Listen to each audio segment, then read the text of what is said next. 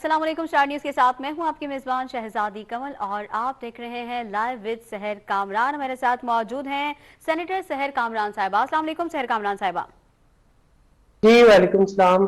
सहर कामरान साहिबा, 18 अक्टूबर 2007 सानहा कारसाज, जब भी ये तारीख आती है, ये दिन आता है, तो एक जख्म है जो हरे हो जाते हैं, एक याद है जो ताज़ा हो जाती है। मैं चाहूंगी कि आप अपनी आज की यादों को हमारे साथ शेयर कीजिएगा, क्योंकि आज हम इसमें सानहा कारसाज को डिस्कस करने के साथ साथ बीबी को खराज तहसीन भी पेश करेंगे। हम आपसे जानना चाहेंगे कि जब वो पाकिस्तान आई थी जिलावतनी काटने के बाद, तो क्या इरादे थे, क्या अज़्म था, क्या सोच थी, क्या प्लानिंग थी उनकी?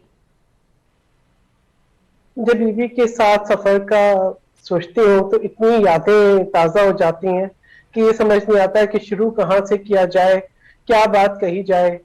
शहीद बेनजीर भुट्टो साहिबा किसी एक शख्सियत का नाम नहीं था, बिल्कुल। वो एक फिक्र का नाम था, एक नजरिए का नाम था, एक सोच का नाम था। बेनजीर भुट्टो साहिबा ने जिस बहादुरी, जिस जुर्रत के साथ जो है हर मुश्किल का सामना किया और जिस इरादे के साथ जमहूरियत के इस्तेकाम के लिए उन्होंने सफर का आगाज किया, उसको लफ्जों में बयान करना तो शायद मुमकिन नहीं है।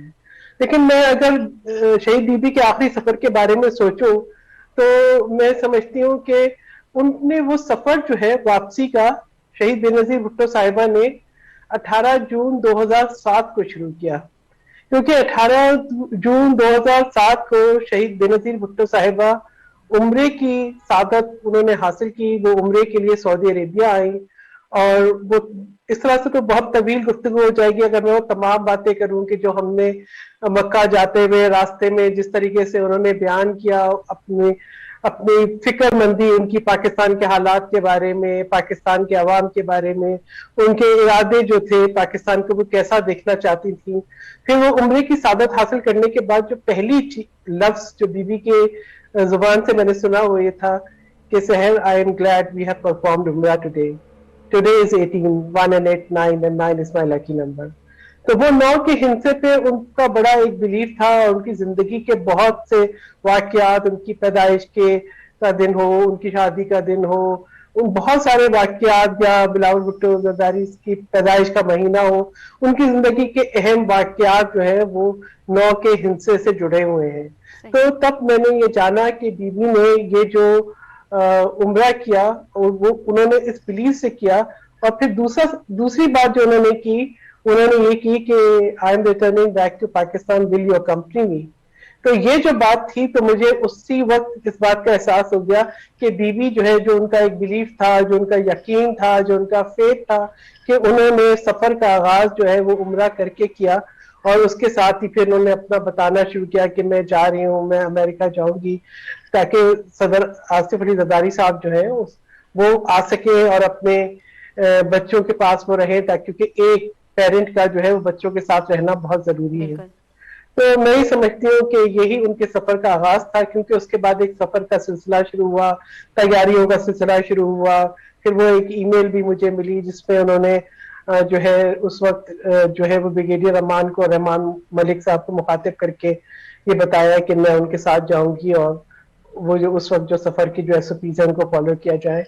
तो यानी उनका जो यकीन था कि मैं उस ईमेल में सिर्फ सीसी थी।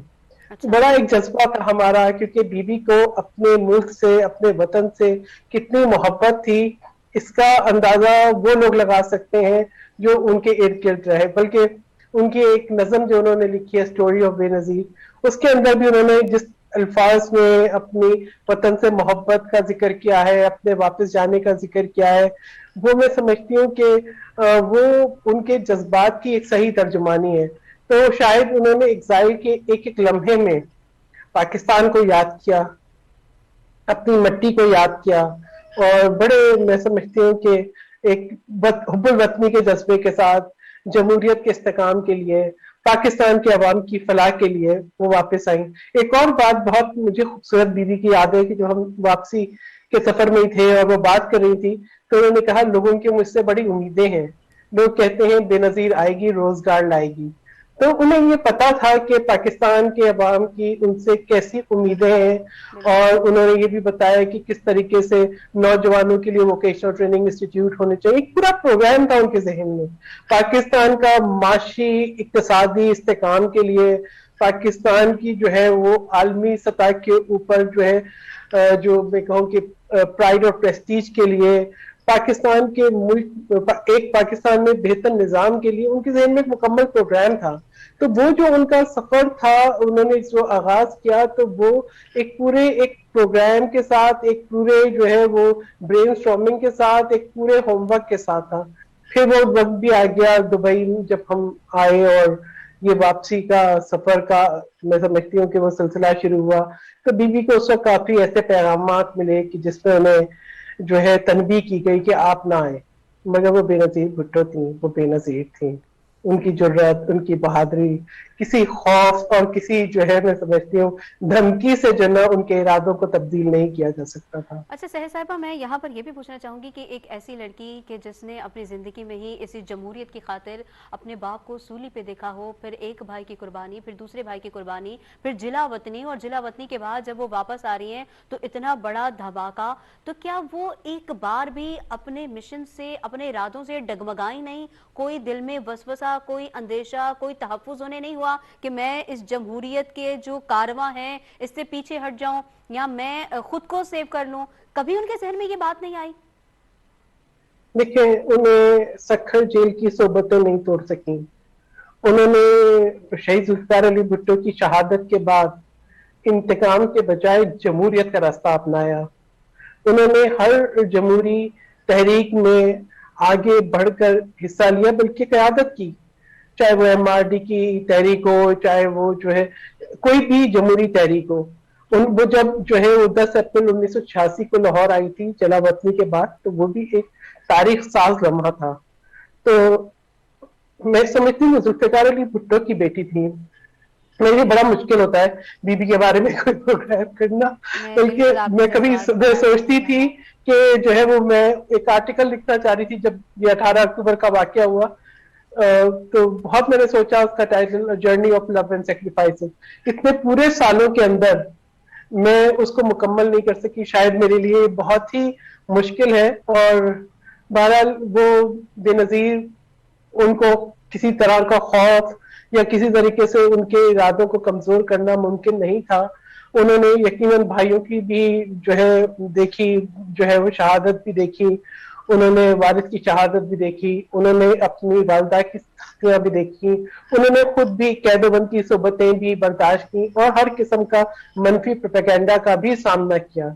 लेकिन ये कि वो हर दफा एक नई हिम्मत, एक नए अज़म के साथ आगे बढ़ी।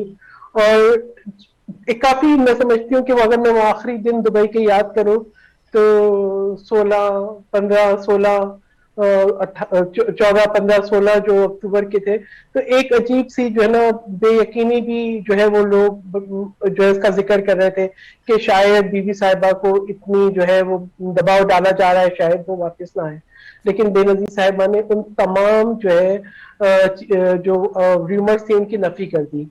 जब वो 17 तारीख को दुबई रोताना होटल में गई और उन्होंने एक प्रेस कॉन्फ्रेंस भी की, और उससे पहले जब मैं बीबी से मिली वहीं पे दुबई रोताना होटल में, और तो बीबी ने कहा कि we will go if I have to die in my country among my people. तो ये नहीं था कि उनको एहसास नहीं था खतरे का, उनको एहसास था, उनके जज्बे बुलंद थे, उनकी सोच बुलंद थी। और दूसरी बात ये कि उस वक्त सदर आसिफ अली जरदारी ने उनको ये भी कहा कि आप ना जाएं, क्योंकि मैं जाता हूं और जब तक हालात साजगार होते हैं और इलेक्शन करीब आते हैं तो तब आप जाएं। लेकिन बेनजीर साहिबा के सामने वो तमाम पीपल्स पार्टी के कारकुन थे जो अपने घरों से निकल चुके थे, जो उनके मुंतजिर थे, उनके सामने उनकी वो कमिटमेंट थी, उनका उनका वो वादा था वापस आने का, उनका जज्बा था अपनी धरती पे आने का, जो उनको जो है कमजोर नहीं कर सका। और वो 18 तारीख को वो सफर जो है उसका आगाज हुआ, जिससे जब वो हम एमिरेट एयरलाइन की एक फ्लाइट से कराची लैंड करे, तो शायद मैं समझती हूँ कि अगर मैं उस फ्लाइट का मंजर बताऊं, तो वो फ्लाइट थी, उसमें कोई नाश्ता सर्व नहीं हुआ, उसमें कोई शख्स सीट पे बैठा नहीं था, और बीबी साहिबा भी एक एक शख्स के पास गई, एक एक फर्द से मिली। सवाल ये कि लैंडिंग और जो टेक ऑफ किया है उसके अलावा शायद वो भी अपनी नशिस्त पर नहीं बैठी, और पूरा जो प्लेन है वो नारों से गूंज रहा था। सही। सहज तो समा ये वो आपके जज्बात वो आप। मंजर जो जी जी। है बिल्कुल, बहुत जो ना मेरे लिए मुश्किल होता है बीबी के बारे में बात करना, लेकिन ये कि उनकी मोहब्बत, उनकी बातें हमेशा दिल में भी रहती हैं। बिल्कुल बिल्कुल। अच्छा, मुझे अब ये बताइएगा कि जैसे आपने बताया कि भाई वो तो बिल्कुल बेखौफ थी, कोई डर नहीं था, बड़ी पुरएतमाद थी। तो फिर ऐसी निडर खातून से किस बात का डर था? जिन्होंने ये कार्रवाई की, जिन्होंने ब्लास्ट करवाए, या जो भी उनके कातिल हैं, किस बात का खौफ था उन्हें? एक खातून से, एक लड़की से क्या खौफ था, क्या डर था? कहते हैं डरते हैं बंदूकों वाले एक नहती लड़की से। बिल्कुल। तो डर एक माइंडसेट को था बीबी से। अच्छा। डर उन लोगों को था जो कि पाकिस्तान में जमहूरियत नहीं देखना चाहते थे। डर उन लोगों का था जो कि पाकिस्तान को एक जमहूरी रियासत नहीं देखना चाहते थे। डर था इंतहा पसंदों को, बिल्कुल। डर था शिद्दत पसंदों को। क्योंकि मैं समझती हूँ कि बीबी साहिबा ने जिस तरीके से पाकिस्तान को ही नहीं, दुनिया भर में जो शिद्दत पसंदी से खतरात थे उनका बार बार इजहार किया, उसको ना मानने वाले आज ये मानते हैं जब वो देखते हैं जलते हुए आलम इस्लाम को, जब वो देखते हैं कि आज के अफगानिस्तान और लिबिया के हालात को, जब उन्होंने देखा कि मशरिक वस्ता में क्या हुआ, तो सबने ये जाना कि जो है बेनजीर भुट्टो साहिबा के खदशात जो है बेवजह नहीं थे। पाकिस्तान में भी हमने देखा कि दहशतगर्दी की एक पूरी एक मैं समझती हूँ हमारी नस्लें तबाह हो गई, जिन्होंने जिन जिन कितनी जानों का नजराना गया। और उस दिन का भी जो वो कारवां था, मैं समझती हूँ कि क्या जज्बा था, क्या खुशियां थी, किस तरह से जब वो हम सफर चल रहा था, सफर काफिला रवा दवा था, किस तरह से जो है वो बीवी की खुशी थी पाकिस्तान आने की, जो किस तरह से लोगों का जज्बा था, ये समझ नहीं आता था कि वो जुलूस शुरू कहाँ से होता है और उसका इख्तिताम कहाँ पे होता है। बिल्कुल। लेकिन जब हम निकले हैं, मेरे ख्याल में स्टार गेट से जब हम बाहर निकले हैं, तो मुझे याद है कि हमारे मोबाइल फोन के सिग्नल्स काम कर रहे थे। इसका मतलब है कि जैमर्स काम नहीं कर रहे थे, ठीक है। क्योंकि उस वक्त शायद बहुत सी बातों का एहसास नहीं होता। लेकिन ये कि मुझे ये बिल्कुल अच्छी तरह याद है कि हम जब स्टार गेट से बाहर निकले तो मोबाइल पे सिग्नल आ रहे थे। सही। तो शायद उस वक्त इस बात का ये मुझे एहसास नहीं हुआ कि ये कोई ऐसी कोई अलार्मिंग बात होगी। और उसके बाद जब हम कारसाज पे पहुंचे, तो मेरे ख्याल में रात का 1 बज रहा था गालिबन, कुछ इस तरह का वक्त था, अंधेरा हो गया था और फोगी सी लाइट थी। फोगी सी लाइट थी कैंप की, कारसाज पे लगे हुए जो पार्टी की जो लाइट्स थी वो, लेकिन स्ट्रीट लाइट्स नहीं थी। तो मैं समझती हूँ बहुत सारे सिक्योरिटी लैप्सेस थे। और जिस वक्त ये जो है धमाका हुआ, उस वक्त मैं जो बीबी का ट्रक है उसके आगे एक पुलिस मोबाइल थी, उसमें मैं थी। और जब कारसाज का कैंप आया तो मैं उस पेडेस्टल पे खड़े होकर बीबी को वेव करना चाह रही थी, तो मैं देख रही थी। जब मैंने देखा कि ट्रक के एक साइड से धमाका हुआ, उसके साथ ही सबने जो है वो उसे मोबाइल से जंप किया, और फिर दूसरा धमाका, उस धमाके में मुझे भी जो है वो स्प्लिंटर्स लगे, काफी जो है हाथ पैर के नाखून भी जल गए थे। और वो कितने लोगों की शहादतें, 177 लोग से ज्यादा मैं समझती हूँ कि जिनकी जानों का नजराना उस दिन जो है वो गया, जितने लोगों ने जो है जिनकी डेथ हुई, जिनकी शहादत हुई, और 400 लोगों से ज्यादा लोग जख्मी हुए। पता नहीं कितने अनगिनत लोग ऐसे होंगे कि जो मामूली जख्मी होंगे और कितने ज्यादा जख्मी होंगे। लेकिन उस वक्त भी जिस चीज को मैं समझती हूँ कि जो हमारी जो पहली जहन में सोचती कि बीबी कहाँ है, तो बिल्कुल। जलता हुआ ट्रक था, जलता हुआ ट्रक था। और फिर जो है किसी ने कहा कि बीबी यहाँ से निकल गई है, चली गई है। तो उनकी यकीन करें अपने दुख और तकलीफ का एहसास नहीं था। मेरे जो जूते में खून भर रहा था, मुझे उसका एहसास नहीं था। मुझे समझ नहीं आ रहा था कि मेरा खून है, जो बाकी जख्मी है, जो सब हम वापस पुलिस मोबाइल में थे सही सही। और जिसके से हम हॉस्पिटल गए कि उनका खून है, कुछ समझ नहीं आता था, दिमाग में उठता। एक शौक की सूरत हाल थी। लेकिन बीबी को आप ये देखें कि इतने बड़े हादसे, इतने बड़े शौक के बावजूद उन्होंने अगले दिन न सिर्फ प्रेस कॉन्फ्रेंस की और उस सोच को शिकस्त दी जो उनको डराना चाहती थी, जो उनको हराना चाहती थी, जो उनको खौफजदा करना चाहती थी। लेकिन इसके अलावा तमाम जो मैं समझती हूँ थ्रेट्स की नफी करके वो हॉस्पिटल गई। उन्होंने जो जियाले थे पीपल्स पार्टी के जो कारकुन थे उन सब की जो है उन्होंने क़यादत की। उन क़यादत की। तो ये हर कोई नहीं कर सकता। बिल्कुल, बिल्कुल। इसके इसके लिए बेनज़ीर होना पड़ता है और क्या ये सिर्फ खूबसूरत बेनज़ीर बात ही कही कर है। सकती है। क्या खूबसूरत बात कही वाकई कि ये हर कोई नहीं कर सकता, इसके लिए आपको बेनज़ीर होना पड़ता है। अच्छा, आप जैसे बता रही हैं कि उस वक्त एक सिचुएशन ऐसी होती है जब आप देख रहे हैं कि आपके सामने ब्लास्ट हो गया है, कितने ही लोग ज़ख्मी हैं, कितने जो हैं वो अपनी जान कुर्बान कर चुके हैं। ऐसे हाल में तो एक अच्छा खासा बंदा जो होता है वो आवाज़ बाख्ता हो जाता है। आपको नहीं पता रहता कि आप किस सिचुएशन में हैं और ऐसी सिचुएशन से निकलना और फिर ये जानते हुए भी कि जो आज हुआ है ये कल भी हो सकता है, उसके बावजूद वो दोबारा प्रेस कॉन्फ्रेंस करती हैं और ये अपना सिलसिला जारी रखती हैं। इस सिलसिला जारी रखने में उनकी फैमिली की तरफ से भी कभी ये नहीं हुआ जरदारी साहब की तरफ से या बच्चों की तरफ से कि भाई छोड़ दे जमहूरियत, आ जाएं वापस पाकिस्तान में, अगर आपकी जान को खतरा है तो वापस आ जाएं? कभी किसी ने ऐसा मशवरा नहीं दिया और अगर दिया तो उन्होंने अमल क्यों नहीं किया? देखिए, बेनज़ीर साहिबा अपने ऊपर जो है वो पूरी कौम की जिम्मेदारी समझती थी। उनको उनको पता था कि आज मुल्क को उनकी कितनी जरूरत है। यकीनन आप ये कहें कि वो बच्चे उस वक्त किस उम्र में थे, उनके ऊपर कैसी गुजरी होगी, उन कितने वो खौफजदा होंगे। और इसीलिए बीबी साहिबा बीच में वापस भी गई बच्चों से मिलने, लेकिन जब उन्हें पता लगा कि इमरजेंसी लगी है तो वो वापस भी आई। अगर वो खौफजदा होने वाली होती तो शायद सखर जेल की सोबतें उनको खौफजदा कर देती।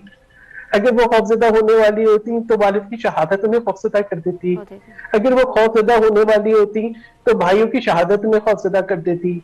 अगर वो खौफजदा होने वाली होती तो जिस तरह से साबिक सदर आसिफ अली जरदारी के खिलाफ मुकदमा बनाए गए, उनको 11.5 साल जेल में रखा गया, बच्चों से दूर रखा गया और वो अपने मासूम छोटे छोटे बच्चों को उठा के एक जेल से दूसरी जेल, एक अदालत से दूसरी अदालत जाती रही, वो खौफजदा हो जाती। नहीं, वो खौफजदा नहीं थी। उनके जो इरादे थे वो बहुत जो है वो मैं कहती हूँ कि बहुत जो है वो स्ट्रांग थे और वो बहुत ही जो है एक मजबूत कुव्वत इरादी की मालिक थी। और यकीनन उन्होंने अपने बच्चों के साथ बैठ के बात की होगी, उनको समझाया होगा कि जो है कि आज पाकिस्तान को उनकी कितनी जरूरत है। और यकीन करेंगे बेनज़ीर भुट्टो साहिबा थी जिन्होंने दहशतगर्दी की आंखों में आंखें डालकर दहशतगर्दी को ललकारा। बिल्कुल, बिल्कुल, बिल्कुल। इरादे जिनके पुख्ता हो, नजर जिनकी खुदा पर हो, तलातुम खैज मौजों से वो घबराया नहीं करते। यहाँ वक्त हुआ है एक छोटे से ब्रेक का, देखते रहिए लाइव विद सहर कामरान।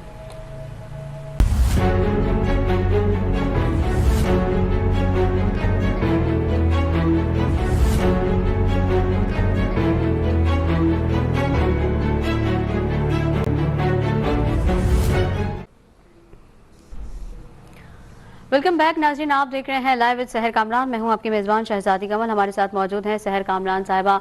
सहर कामरान साहिबा, बीबी ने एक लंबा सफ़र जो है वो जमहूरियत की खातिर तय किया और इसी जमहूरियत के लिए उन्होंने अपनी जान भी दे दी। क्या कहेंगी आप कि ये जो जमहूरियत का कारवां था ये आज भी रवां दवा है या रुक गया है या डगमगा रहा है? क्या कहेंगी आप? कारवाने जमहूरियत आज भी रवां दवा है और आज जो है वो अलम है बिलावल भुट्टो जरदारी के हाथ में। जिस तरीके से वो अपनी वालदा के मिशन को लेके आगे चल रहे हैं और एज अ पार्टी चेयरमैन, मैं समझती हूँ वो काबिल सताइश है। क्योंकि एक बेटे के लिए एक पूरे खानदान की हिस्ट्री को देखना कि किस तरीके से नाना, मामू, वालदा सब जो है उन्होंने कितनी सोबतें बर्दाश्त की और किस तरह से उनकी शहादत हुई, लेकिन उसके बाद अपनी वालदा के मिशन को आगे लेके चलना और ये कहना कि बीबी का वादा निभाना है, मैं समझती हूँ ये भी बड़ी जुर्रत की बात है। और उनका जो यकीन है जमहूरियत के ऊपर, आप ये देखें कि ऐसे कई मरहले आए जहां पे कोई शॉर्टकट्स हो सकते थे, लेकिन वो भी बिलावल भुट्टो जरदारी भी बेनज़ीर भुट्टो साहिबा के बेटे हैं जिन्होंने मैं समझती हूँ कि चाहे वो पीडीएम का कयाम था, चाहे वो जो है इस इलेक्शन पे तमाम तहफ़्फ़ुज़ात के बावजूद जाके पार्लियामेंट में बैठना था, चाहे वो जो है सही फैसले करने, सेनेट के इलेक्शन में हिस्सा लेना और एक जमहूरी रवैया अपनाना, चाहे वो कश्मीर का इशू हो, चाहे वो कोई और कौमी सलामती का मामला हो, जो है पार्लियामेंट को ही मुकद्दम समझना। तो मैं ये समझती हूँ कि ये कारवाने जो जमहूरियत है ये जारी है और ये जारी रहेगा, इसलिए कि ये बीबी का जो कुर्बानियां हैं वो रायगा नहीं जाएंगी और पाकिस्तान का मुस्तकबिल वो भी जमहूरियत के हाथ में है। जो लोग बीबी पे तनकीद करते थे, अगर आज आप देखें कि पूरी दुनिया में ट्रुथ एंड रिकंसिलेशन की बात हो रही है, आज पूरी दुनिया में जो है इस बात की बात हो रही है कि शिद्दत पसंदी और इंतहा पसंदी और दहशत गर्दी जो है वो जहर कातिल है। तो हमने बीबी साहिबा की जो मैं समझती हूँ कि जो सोच थी, जो फिक्र थी, वो बिल्कुल एक दोस्त सिमत की तरफ थी और वो इस बात से बिल्कुल आशना थी कि पाकिस्तान किस तरह से तकफीरी सोच की तरफ, किस तरह से शिद्दत पसंदी की तरफ जा रहा है। और इसी बात का जब उन्होंने बरमला इजहार किया 27 दिसंबर 2007 को, अगर फिर दोबारा मेरे जहन में बीबी की बात और 9 का फिगर जो है गूंजने लग जाता है, चाहे वो 2007 हो, चाहे वो 27 दिसंबर हो। तो जो है आप ये देखें कि जिस तरह से उन्होंने खुल्लम खुल्ला दहशत गर्दी को ललकारा, उनकी जान का नजराना तो किया, लेकिन पाकिस्तान के अवाम ने दहशत गर्दी के खिलाफ एक जो है भरपूर एक बनाया कि जहन के इसको हमने खत्म करना है। फिर हमने ये देखा कि वो सड़कें जिन पे हर कदम पे बम फटते थे, वहां पे वो दहशत गर्दी खत्म हुई। उसके लिए मैं जरूर जो है पाकिस्तान की जो कौमी सलामती के इदारे हैं, हमारे सोल्जर्स हैं और पाकिस्तान की आवाम का जो एक कमिटमेंट थी, एक अज़म था, एक रिजॉल्व था, उसको भी मैं सलाम पेश करती हूँ। लेकिन उस सबसे पहले जो है ये सलाम शहीद बेनज़ीर भुट्टो को, कि जिन्होंने इतनी जुर्रत का मुजाहरा किया, जिन्होंने कॉम्प्रोमाइज नहीं किया, जो खौफजदा नहीं हुई। और फिर मैं कहूंगी कि साबिक सदर आसिफ अली जरदारी, जिस तरह से उन्होंने उस वक्त के शायद जब जमहूरियत का शायद जो है वो चराग गुल होने को था और जो है पाकिस्तान मुखालिफ भी एक सोच बढ़ रही थी और जज्बात भी भड़के हुए थे और जो है बीबी की शहादत के बाद भी शायद किसी किस्म के क्यास का भी अंदेशा था, उन्होंने पाकिस्तान खप्पे का नारा लगाया। और जब आप ये देखें कि उस वक्त जो है वो बाकी पार्टी इलेक्शन को जो है वो पोस्टपोन करने की बात कर रही थी, तो पीपल्स पार्टी ने जो है वो उस वक्त इलेक्शंस में हिस्सा लिया और ये फिरासत थी, फहमो फरासत थी साबिक सदर आसिफ अली जरदारी की, जिन्होंने बहुत ही मैं समझती हूँ कि जहानत के साथ, फिरासत के साथ जो है न सिर्फ ये कि जमहूरियत के कारवां को जारी रखा, बल्कि 5 साल जो है वो एक पहली दफा जो है जमहूरी हुकूमत के मुकम्मल करके जो है एक मिसाल जो है कायम की और एक ऐसी मिसाल जो कि पाकिस्तान के लिए मैं समझती हूँ कि एक टर्निंग पॉइंट था। आज भी आप ये देखें कि पाकिस्तान के अवाम को जो मुश्किलात हैं, जो मसाइल हैं, तो हमने जान लिया कि हाइब्रिड रिजीम जो है वो नहीं चल सकती। आपको जो है वो सिर्फ जमहूरियत ही वाहिद हल है, वही पाकिस्तान का मुस्तकबिल है कि अवाम अपना फैसला करे, जमहूरी निज़ाम चले, क्योंकि जो जमहूरी हुकूमतें होती हैं वो जवाबदेह होती हैं, वो अवाम की हुकूमत होती है, वो अवाम के लिए होती है और यही पाकिस्तान का मुस्तकबिल है। उन्हीं कौमों की इज्जत और वकार होती है जो कि जमहूरी रास्ते पे चलते हैं। जब आप जो है आपने देखा, वरना तबील तबील माशाल्लाह आए और नाकाम हो गए, वो तसलसल नहीं जो है वो जारी रख सके। तो आमरीत का जो वक्त है वो शायद कुछ अरसे तवील चला जाए, लेकिन तारीखियों के अलावा कुछ दे नहीं पाता। बिल्कुल बिल्कुल बिल्कुल। अच्छा, मुझे ये बताइएगा कि बीबी की शहादत के बाद इलेक्शंस हुए हैं और उसमें जमहूरियत जीत गई, उसमें पीपल्स पार्टी इक़्तिदार में आई और उसके भी 5 साल पूरे हुए, भी जिक्र भी हुआ और उसके बाद भी हम देख रहे हैं कि तब से तकरीबन मुसलसल ही सिंध में तो एटलीस्ट जमहूरियत पीपल्स पार्टी ही है। उसके बावजूद बीबी के कातिल आज तक नहीं गिरफ्तार हो सके, क्या कहेंगे आप? देखिए, बीबी के कातिल जो है मैं नहीं समझती कि कोई 1 या 2 फर्द है। अच्छा। वो सोच है, वो माइंडसेट है जो कि जिसने कभी जो है वो मजहब का सहारा लिया, किसी ने कभी इंतहा पसंदी और शिद्दत पसंदी का सहारा लिया, कभी उन्होंने औरत की हुक्मरानी पे एतराज किया, कभी उन्होंने जो है जो एक मॉडरेट सोच थी उसको ललकारा, कभी उन्होंने जमहूरियत के खात्मे को मुकद्दम समझा, क्योंकि उन्हें ये पता था कि जमहूरी हुकूमत पे जो है आपकी जोर जबरदस्ती नहीं चलेगी। जमहूरी हुकूमत जो है वो पाकिस्तान के जो वफाद को सामने रख के उसको फिर फैसला करेगी, तो पाकिस्तान के अवाम के मफाद को रख के फैसला करेगी। जमहूरी हुकूमत होती है जो 71 की जंग के बाद 90,000 कैदी भारत से छुड़ा लाती है। जमहूरी हुकूमत होती है जो पाकिस्तान को के न्यूक्लियर प्रोग्राम की जो है वो बुनियाद डालती है। जमहूरी हुकूमत होती है जो कि खवातीन को उनके हकूक देती है। जमहूरी हुकूमत होती है जो आइन बनाती है, शनाख्ती कार्ड देती है, शनाख्त देती है। जमहूरी हुकूमत होती है जो बेनजीर इनकम सपोर्ट प्रोग्राम शुरू करती है। जमहूरी हुकूमत होती है जो रोजगार देती है। जमहूरी हुकूमत होती है जो अवाम के हकूक की बात करती है। बिल्कुल। तो ये जमहूरी हुकूमत, जमहूरियत यही पाकिस्तान की मैं समझती हूँ बका है, और यही कायद-ए-आज़म मोहम्मद अली जिन्ना चाहते थे। यही जो है इसी को लेके आगे शहीद जुल्फ़िकार अली भुट्टो चले, और वो भी आपने सुना होगा ना शहीद जुल्फ़िकार अली भुट्टो का खत जो उन्होंने कायद-ए-आज़म मोहम्मद अली जिन्ना को लिखा था। तो ये कि बेबी साहिबा भी उनकी तरबियत शहीद जुल्फ़िकार अली भुट्टो ने की, तो जमहूरियत उनके वजूद का एक हिस्सा था, उनकी तालीम का एक हिस्सा था, उनकी सोच का एक हिस्सा था, और उन्होंने उसमें किसी किस्म की लर्जिश नहीं दिखाई, वो खौफजदा नहीं हुई। वरना अगर आप देखते तो वो सोचती कि चलो बस एक धमाका हो गया, अब मैं वापस दुबई जाऊं, अपने बच्चों के साथ वक्त गुजारूं, उनकी बेटियों को उनकी जरूरत थी, उनके बेटे को उनकी जरूरत थी, उनकी फैमिली को उनकी जरूरत थी। लेकिन उन्होंने देखा कि पाकिस्तान के 22 करोड़ अवाम, उनको भी मेरी जरूरत है। और यकीन करें कि बीबी का यही अल्फाज मेरे जहन में गुजरते कि अगर मैं नहीं जाऊं तो वो जो लोग मेरे लिए घर से निकल पड़े हैं वो कितने नाउमीद हो जाएंगे। तो उन्हें ये था कि मैं उम्मीद हूं, और उनके पास एक मुकम्मल, मैं समझती हूँ कि एक तैयारी के साथ वो आ रही थी कि किस तरह से पाकिस्तान को बेहतरी की तरफ ले जाना है।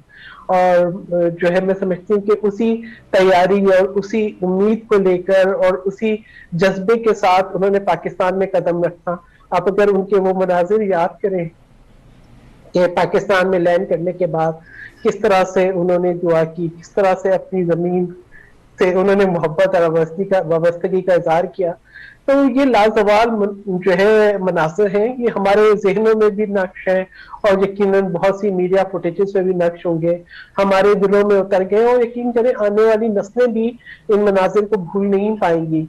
इसलिए कि ये शहीद बेनजीर भुट्टो साहिबा की कोई जाती जो है वो ख्वाहिश नहीं थी, ये उनकी ख्वाहिश उनके वतन के लिए थी। तो मैं समझती हूँ कि वो भी जो है उनकी शहादत पाकिस्तान के लिए, पाकिस्तान की बका के लिए थी। अल्लाह ताला उस शहादत को कबूल फरमाए, और अल्लाह ताला उनकी जो पाकिस्तान के लिए जो ख्वाब है उनको जरूर पूरा करे। हम देखें पाकिस्तान इन तमाम मसाइल से निकले, पाकिस्तान अपना इज्जत वकार जो है वो बहाल करे, पाकिस्तान जो है वो अपना जमहूरियत का सफर जारी रखे। देखें बीबी साहिबा के जितने बैनुल अक़वामी ताल्लुकात की आप बात करें, आप उनकी जहानत की बात करें, आप उनकी सोच की बात करें, तो आपको वो बेनजीर ही मिलेंगी, उनकी नजीर मिलना बड़ा मुश्किल है। तो क्या यही वजह थी कि उनकी जो आला क़यादत में सारी चीज़ें हो रही थी उससे दुश्मन खौफज़दा थे? अच्छा, एक और सवाल मुझे ये बताइएगा कि अब आने वाले दिनों में आपको क्या लगता है कि बिलावल भुट्टो जरदारी जो है वो जियालों के साथ ये जो कठपुतली हुकूमत जिसका वो बार बार कहते हैं कि इसका खात्मा करके दम लेंगे, तो क्या बीबी की कुर्बानियां रंग लाएंगी आने वाले दिनों में? बिल्कुल, आप ये देखें कि इस वक्त अगर आप देखें कि कोई नौजवान लीडर आपको जो है वो बीबी की असास और जमहूरियत की बात करता हुआ नजर आता है, आपको कोई अवाम के साथ जिसके ताल्लुक जुड़ा हुआ नजर आता है, जिसके जहन में एक क्लैरिटी है, जिसकी आइडियोलॉजी में कोई शक व शुबे की गुंजाइश नहीं है, जो कि पार्टी के नजरिए को लेके आगे चल रहा है, जिसने कहीं पर जो है किसी किस्म की कमजोरी नहीं दिखाई, वो बिलावल भुट्टो जरदारी है। आप ये देखें कि जिस तरीके से चाहते तो बहुत सारे शॉर्टकट हो सकते थे, लेकिन वो जो भी रास्ता है जमहूरियत का अपनाया है। वो इस बात पे बीबी के जो जमहूरियत के ऊपर यकीन था उसी सफर को लेके आगे चलते, वो भी यही कहते हैं कि जमहूरियत बेहतरीन इंतकाम है। उन्होंने भी अपने वालिद की तरह, अपनी वालदा की तरह कोई भी इंतकामी सियासत को जहन में नहीं लेकर आए। वो यही समझते हैं कि जमहूरियत का रास्ता ही बका का रास्ता है, मुल्क का भी, पाकिस्तान के अवाम का भी, और हमारे जो है पार्टी के लिए भी यही एक रास्ता है। वरना तो आप ये देखें कि जब इस्तीफों का दबाव था, वो नहीं चाहते थे कि ऐसा कोई शॉर्टकट हो। हाँ, ये भी नहीं चाहते कि पाकिस्तान को किसी किस्म का नुकसान हो। तो यकीनन अवाम की ताकत से, पीपल्स पार्टी का तो नजरिया यही है कि ताकत का सर चश्मा अवाम है, तो अवाम की ताकत से जमहूरी रिवायात को बरकरार रखते हुए यकीनन हम ये ट्रांजिशन देखेंगे। हमने 35 साल बेनजीर भुट्टो को मुस्लिम दुनिया की पहली खातून वजीर आजम बनते हुए देखा, हमने जो है उनको दूसरी दफा भी इलेक्ट होते हुए देखा। तो मुझे यकीन है कि बिलावल भुट्टो जरदारी भी जो है एक नौजवान वजीर आजम जरूर बनेंगे पाकिस्तान के, और मैं समझती हूँ कि बनना भी चाहिए है, इसलिए कि आज पाकिस्तान को जिस किस्म की क़यादत की जरूरत है, उसको पाकिस्तान के जो है बका की तरफ सोचना चाहिए, उसे पाकिस्तान की फलाह के लिए सोचना चाहिए, पाकिस्तान के अवाम की फलाह के लिए सोचना चाहिए। ये उसी वक्त होता है जब आपकी जो है हुकूमत इरादी मजबूत होती है, आपकी आइडियोलॉजी जो है वो बिल्कुल उस पर आपका बिलीफ होता है, आपकी क्लैरिटी होती है और अवाम की ताकत आपके साथ होती है। तो आप देखें जहां भी बिलावल भुट्टो जरदारी जाते हैं, उन्हें अवाम की वालाहाना मोहब्बत मिलती है। उन्होंने कोई ऐसा रास्ता नहीं अपनाया जिसको आप ये देखें जहां पे उन्होंने नफरतों के बीज बोए हो, या जहां पे उन्होंने जो है कोई ऐसी जो है वो दिखाई हो कमजोरी। वो उसी जो है वो बीबी का वादा निभाना है, उनका मंशूर था 2018 का, और उसी को लेके वो आगे चल रहे हैं। और आज वो भी उसी तरीके से इंसानी हकूक पे बिलीव करते हैं, वो भी इसी तरह से सलाहियत रखते हैं कि तमाम बैनुल अक़वामी फोरम पे बड़े अच्छे तरीके से पाकिस्तान की बात कर सके, पाकिस्तान के आइन को समझते हैं, पाकिस्तान के आइन पे बिलीव करते हैं, जमहूरियत पे बिलीव करते हैं, जिस तरीके से वो पार्लियामेंट की जो है सुपरमेसी पे बिलीव करते हैं। तो मैं समझती हूँ कि he is a right choice. अच्छा सहर साहिबा, ये बताइएगा, आप चूंकि प्रोग्राम का वक्त खत्म होता है तो मैं चाहूंगी कि लास्ट में आप जो शोहदा के वर्सा हैं उनके लिए कोई एक पैगाम देना चाहें। मैं सलाम पेश करना चाहती हूँ उन तमाम फैमिलीज को जिनकी कुर्बानियां हैं। यकीनन तमाम शोहदा हमारे दिल में है, हमेशा दिए बन के जलते रहेंगे, रोशनी की राह दिखाते रहेंगे। उनकी मोहब्बत, उनकी कुर्बानियां, मैं फिर वही बात करूंगी, मेरा आर्टिकल था, मैंने सोचा कि उसको क्या नाम दूं, तो मैंने पूरे उस सफर को सोचा। वो सफर यकीनन मोहब्बतों और कुर्बानियों का सफर था। तो ये मोहब्बत, ये कुर्बानियां कभी रायगा नहीं जाएंगी। शहीद बीबी का मिशन और उनके साथ तमाम शरीके सफर, उनकी कुर्बानियों को हम याद रखेंगे। और मैं कहूंगी कि हम एक खानदान है, हम एक फैमिली है, हमारे दिल साथ धड़कते हैं। हम पीपल्स पार्टी के झंडे पे, हम पाकिस्तान के झंडे के पे हम एक है। और अल्लाह ताला जो है, जो शोहदा है, उनके दर्जात बुलंद करे, उनकी मग़फ़िरत फरमाए, शहीद बेनज़ीर भुट्टो साहिबा को जन्नत में आला मकाम दे। मुझे पूरा यकीन है कि आज वो बिलावल भुट्टो साहब को जो है वो क़यादत करते हुए पार्टी की जब देखती होंगी, चेयरमैन पीपल्स पार्टी बिलावल भुट्टो जरदारी को, तो वो यकीनन जन्नत के बाहों में मुस्कुराती होंगी। बेशक बेशक। बहुत शुक्रिया सहर कामरान साहबा, आपने अपने कीमती वक्त में से हमें वक्त दिया। यहाँ प्रोग्राम का वक्त खत्म होता है, इजाजत दीजिए अपनी मेजबान शहजादी कमल को। अल्लाह हाफिज।